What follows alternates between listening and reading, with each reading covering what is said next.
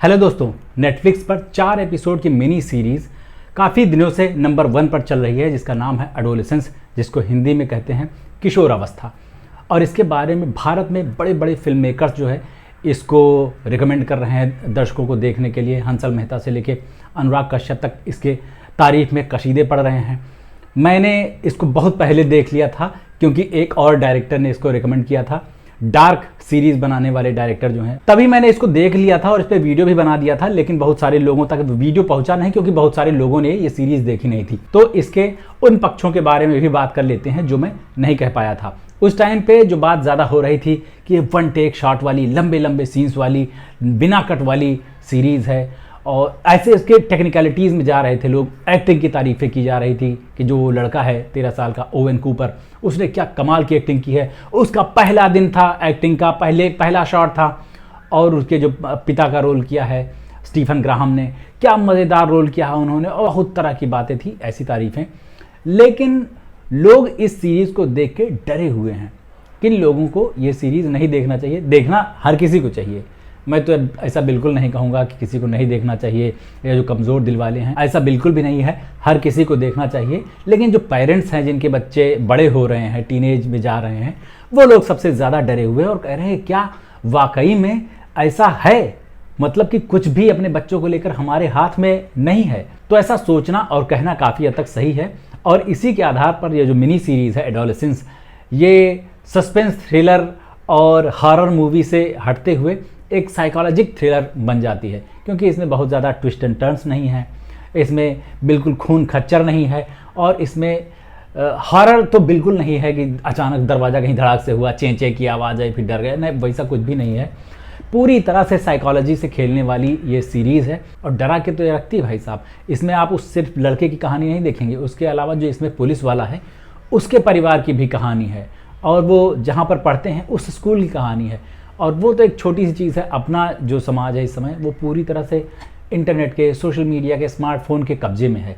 तो बच्चे क्या पहनना है, क्या कंज्यूम करना है, कौन से नशे कब किस उम्र में आके पकड़ लेने हैं, ये सब चीज़ें भी सोशल मीडिया पर देख के ही तय होती हैं।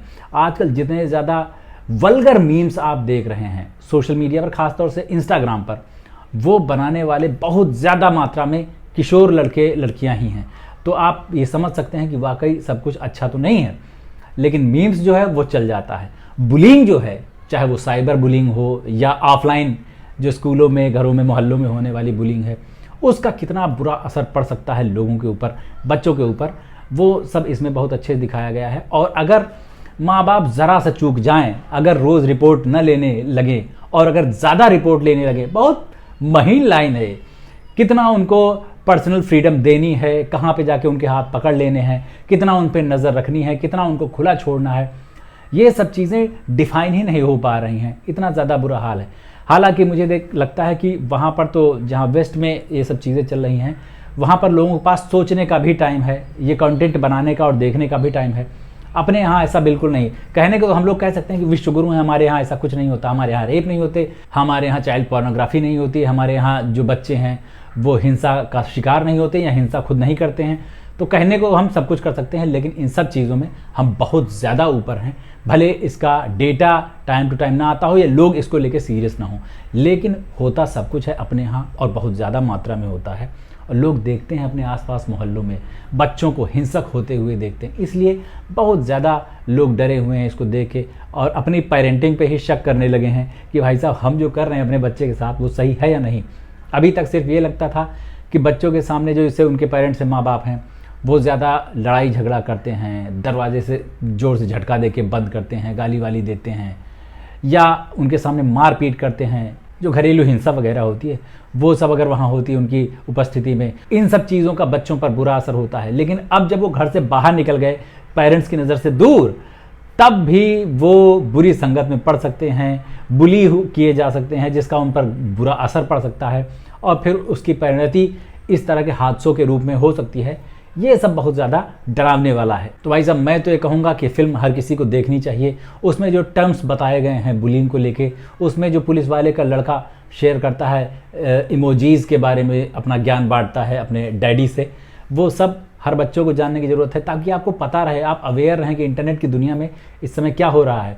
जो जेन ज़ी है या उसके बाद आई हुई पीढ़ी है, इन लोगों की भाषा कैसी है उसको लेके बहुत ज़्यादा अवेयरनेस नहीं है अभी माँ बाप बन रही पीढ़ी में। तो उनको जानना होगा, तभी आप उनकी जो समस्याएं हैं उनको लेके तैयार रहेंगे उनको टैकल करने के लिए। नहीं तो भाई साहब आंख मूंद के और कानों में उंगली डाल के बैठे रहेंगे तो फिर तो क्या ही कहा जा सकता है। इसलिए भी लोग ज़्यादा डरे हुए हैं क्योंकि वो सच्चाई के बहुत ज़्यादा करीब है। तभी लोग गाना गाने लगते हैं, सिनेमा बनाने वाले क्या तेरे मन में समाई, काहे को सच्चाई दिखाई। तो भाई साहब सच्चाई तो दिखाए सिनेमा, इसी के लिए उसको सराहा जाता है। हर कोई मास एंटरटेनर और ब्रेनलेस एंटरटेनमेंट के लिए चक्कर में नहीं परेशान होता। कुछ लोग ऐसी अच्छी फिल्में और सीरीज़ बना डालते हैं, बहुत लोग देखते हैं और सराहते हैं। इसीलिए ये बहुत ज़्यादा चर्चा का केंद्र बनी हुई है आजकल, बहुत सारे लोग इसके बारे में बात कर रहे हैं। तो मेरी ये बात रह गई, मैंने सोचा कि आप लोगों को बता दें। कैसा लगा आपको ये वीडियो बताना ज़रूर कमेंट करके, और अगर अच्छा लगा हो तो, बुरा लगा हो तो सब कुछ बताना। मेरे इस चैनल को सब्सक्राइब कर लीजिए अगर नहीं किया है तो। अभी चलते हैं, लौट के मिलते हैं। नमस्ते।